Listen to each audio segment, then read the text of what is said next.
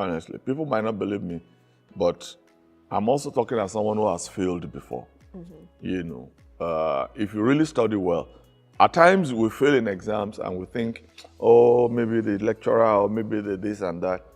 I say, you didn't put in enough. If you put in enough, you will pass. And I knew this was studying for ICANN. Welcome back to Insights with PT. As we reflect on the previous episodes of This Is My Story with Pastor Tola, it is clear that every twist and turn molded him to become who God wants him to be. Though the path wasn't easy, the lessons gained have definitely helped him get where he is now. Here's PT, continuing with the journey of his story. I graduated in 1983, which with a higher national diploma in accounting, and that I had to do youth corps. Youth corps, for a lot of Nigerians, we understand what it is, but for those who don't understand, it's like being in active service for 1 year. Serving either the government, the private sector, and you're given a stipend. It's just more or less what you do to contribute back, to the society. So I did my youth corps in an accounting firm, Alalade and Co. That was in Ibadan in 1983. And in 1984, I started working with Pete Marwick, Anne Ogunde and Co. As doing my articleship. The articleship really is what you do in order while you are also studying to pass your ACA exams, which is the ICANN exams, at that time. The ICANN, I really loved my time with Pete Marwick, because there were some of my classmates there that went to college together. There were also a lot of friends that I made, and many of them were still friends, till today. It was like getting back into the classroom. I think at that time we were called trainees.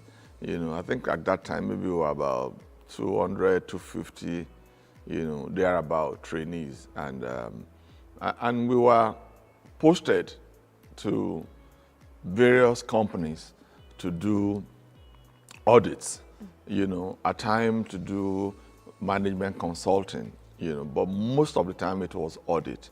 And I found audit very interesting, even though accounting to me was a bit boring,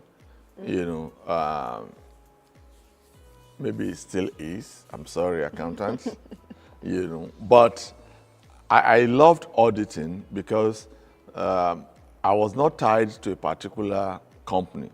If we go and audit Nestle, for instance, we can be there for 6 weeks.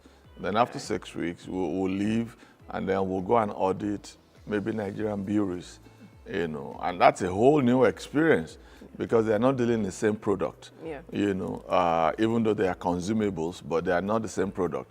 So when you do a stock taking of one, you find out that the materials are quite different from the stock taking of the other. And then you look at the accounting, the management, the system, everything is different. So it gave us, now I understand why we were called trainees, because they were really training us. Do you understand? But then when we finished with that, in the evening, the timing was, I think 8 to 5. 8 to 5 was the working time. When we finished at 5, then at 6 o'clock, thereabout, I resumed at a continuing education class. It was a class that was set up for people that wanted to do their professional exams. I think we have such also in America today. It's like it's a study group. But you have teachers, teaching you, telling you what to expect at the exams and all that. The ICANN exam, Institute of Chartered Accountants of Nigeria, So that's the full meaning. It's one of the most toughest exams that I have found myself doing. And many people who also I look up to as very brilliant, they also accepted that this exam is something else. Number one, we were made to believe that there is a particular percentage that they must pass in each year. So the question was not whether you pass the exam. The question was whether you made the quota of how many. So no matter how many people do the exams, I think they pass about 7%. Wow. And the goal is to moderate the number of qualified accountants or CPA that they put into society. They understand. So now, so your challenge is how to get into that 6%. Not so much of passing the exam itself. Of course, you have to pass, but then you must be amongst the best 7% in the whole country. Wow. It was a tough one. It was a tough one.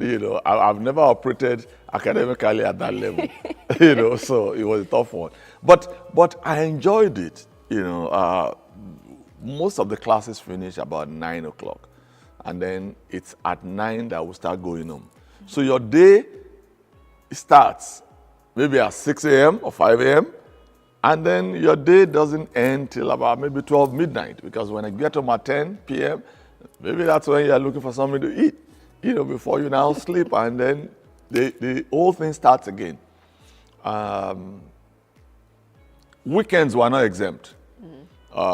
Even though we don't work weekends, but then we go to class almost all day, weekend. Okay. And you have to keep on studying. You understand? The exams were being done like twice a year. I think one in April and one in November, something like that. Then I don't know what it is now. So I did that exam 3 times. It so much consumed me, but it made me to learn a lot about myself. And I'll tell you why. I don't give up on anything in life.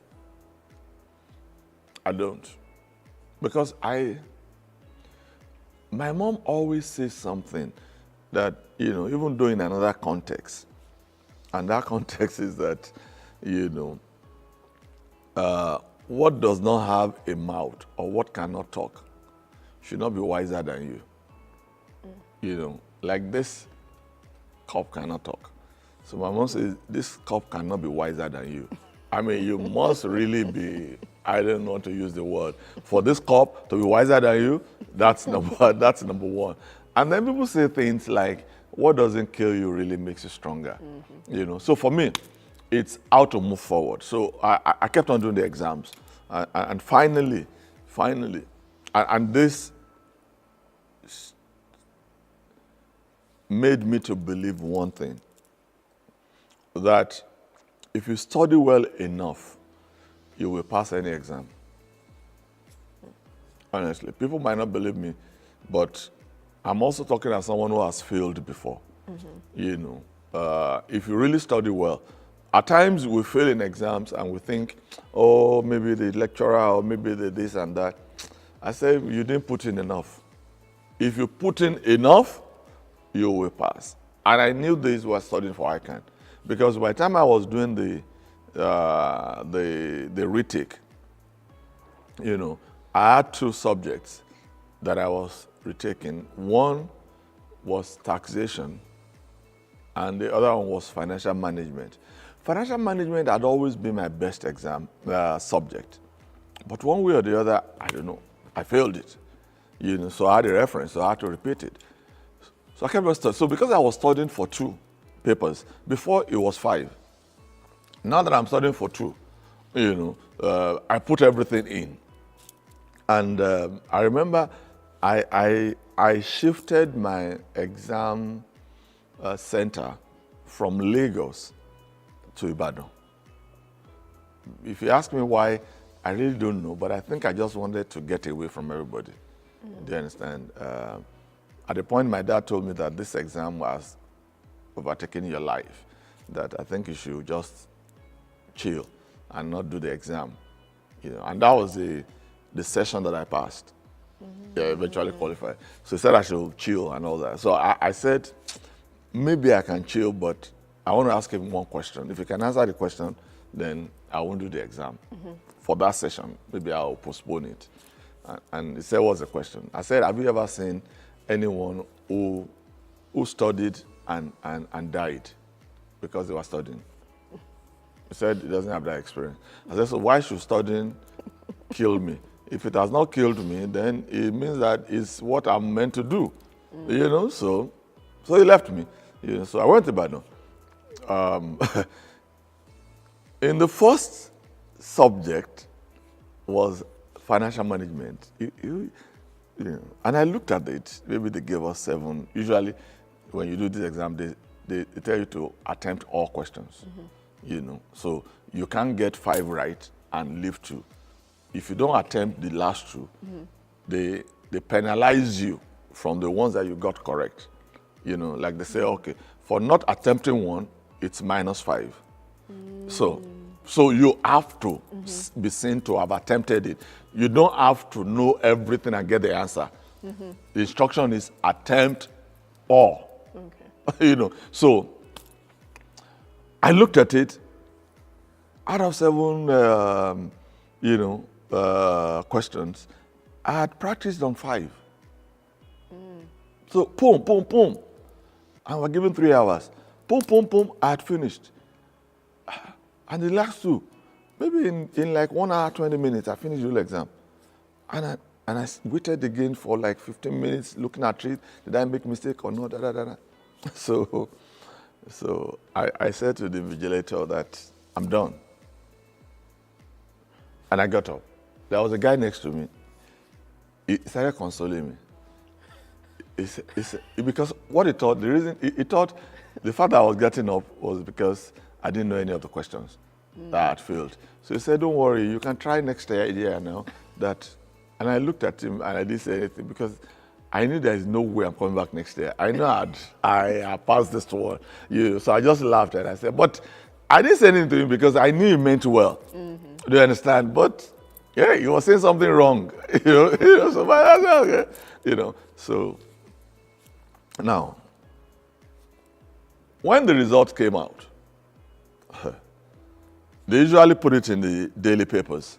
So, or you go to the headquarters of the institute and they paste it on the wall. And usually there are a lot of people trying to, based on your height, trying to look at the wall to get your number because they don't put their names. They don't put names there.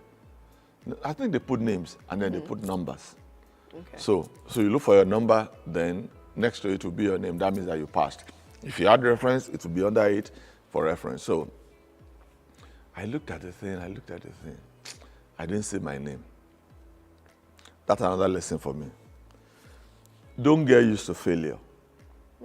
When you get used to failure, you will never have any expectation. I'm telling you, it's not the demons from the village. Don't get used to failure. Because I was already used to failing. I told you I did that exam 3 times. I did not take time to look for my number and my name. So I said, I failed again. It was very depressing. But something has happened, which is about mindset. As soon as I left that office, I went back to the school to register for the next session exam. That means I was ready to do it a 4th time. So the registrar saw me and said, oh, Odutola, how are you doing? I laughed. He said, oh, why are you here? I said, I'm here to register for the exam. He said, what exam? I said, the account exam. He said, have you not checked your result?